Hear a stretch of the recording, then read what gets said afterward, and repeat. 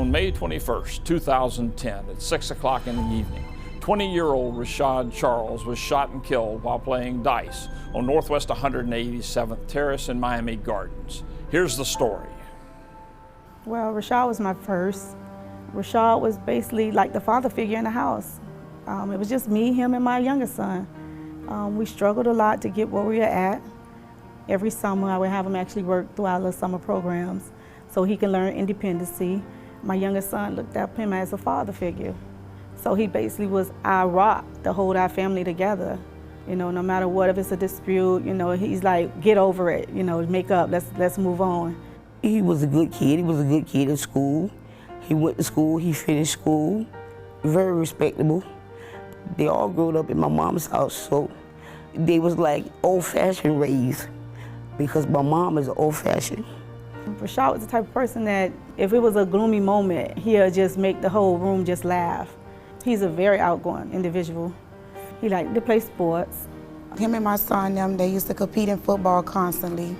Football was his life. That was his world. Those were things that he chose to do. He also had a lot of dreams of what he wanted to do for the future. He wanted to be an NFL player, he would tell you. Then he changed from being an NFL player and say he was going to be this rapper. Then it changed from being a rapper, he wanted to be a manager over a company and, you know, so on. And then he wanted to open up a company with me. And we're actually in the process of trying to open up a business that he can actually run. Rashad was a go-getter. He would never give up, no matter what a person tried to tell him that he could or could not do. I would stay in his ear and tell him, don't listen to what people have to say, and that it's never too late. He had a lot of individuals that really looked up to him. Rashad had that leadership mentality, and he was a giver. Sometimes you don't even know the things that he would do because people be like, you know, he came by my house today just to say he was just checking up on you. And I was like, what? I can't believe that, you know. He always loved to go and spend time with my mom.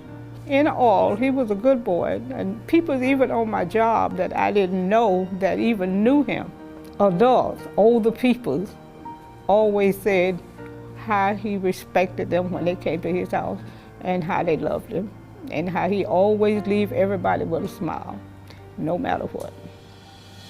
Miami County Police and Fire, what's the address of the emergency? Hi, I need a police officer in the ambulance. Did you see what happened, ma'am?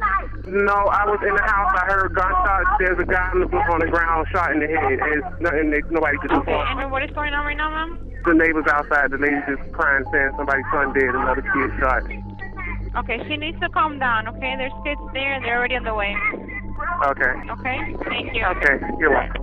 Bye. On Friday, May 21st, 2010, Rashad Charles was gunned down in front of an abandoned house which was located at 3340 Northwest 187th Terrace. It is our understanding that Mr. Charles was actually playing dice at a previous location just east of where he was found dead. Throughout the course of the investigation, it was understood that during the initial dice game, it was decided among the participants that were playing dice to change the location to 3340 Northwest 187th Terrace. Apparently, most of the same individuals or participants that were playing the dice game ended up going to the abandoned house at the second location where Rashad was killed. The investigation also revealed that Mr. Charles was in fact playing dice on the front porch of the abandoned property with several individuals that were either participating in the game or watching the game.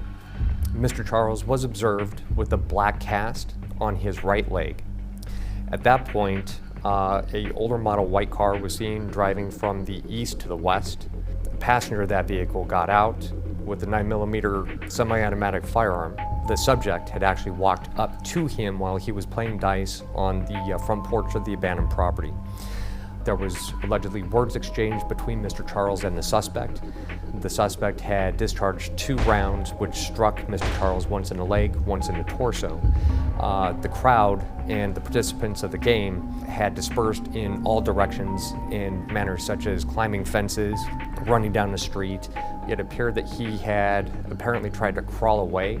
Mr. Charles was then executed with 1 additional shot to the head. Mr. Charles had his cellular telephone on him and should have also had his wallet on him at the time of the murder. Those items were not recovered at the scene. The subject was seen running westbound on Northwest 187th Street after the older model white vehicle. The way we found out was horrible. It was brought to us through social network. And when I got that phone call, I was like, no, that's not my son. I know it's not my son. They didn't just kill Rashad, they killed my heart, because that was my heart. Whoever it was that killed my grandson, just like they were man enough to kill him, they should be man enough to turn themselves in, because sooner or later, the law will get him. And I would like to say to all the young black boys, stop killing each other. Try to learn to do something else except taking each other's lives away, because it's killing the parents. We're currently standing out in front of 3340 Northwest 187 Terrace. This is the scene where Rashad Charles was killed. Rashad and his participants were involved in a dice game in front of the house, which was actually on this concrete slab. And during the course of the dice game, that's where Rashad's assailant actually came from the street with the white car that actually went from east to west, got out of the passenger side of the vehicle, and came up through the front yard, and that's where Rashad was shot 3 times. The last shot was a fatal shot to the head. The suspect description was a tall black male who was wearing a white t-shirt and dark colored pants with possibly a lowboy haircut or a dark colored scully on his head. Was seen approaching Mr. Charles at the time of the shooting, and then was seen running westbound on Northwest 187th Street after the older model white vehicle. It would mean a whole lot, because I would just want to know why. I mean, he was helpless, so I don't even understand why they had to do it. He wasn't a threat.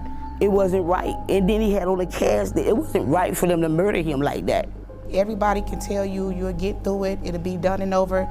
That part of your life is never over, because as long as you live, that memory lives within you. Because he's not here, we can't talk to him, we can't laugh with him, we can't play with him, we can't tease him. There's nothing that we can do with him now, but share our love and our memories with him at a gravesite. We want them to pay. I do. I know you don't supposed to say that, but I want them to pay. You know, I don't want no 2 years and 15 years and they free. No, they killed my nephew who couldn't come back. They need to pay, and that's how my whole family feel about this.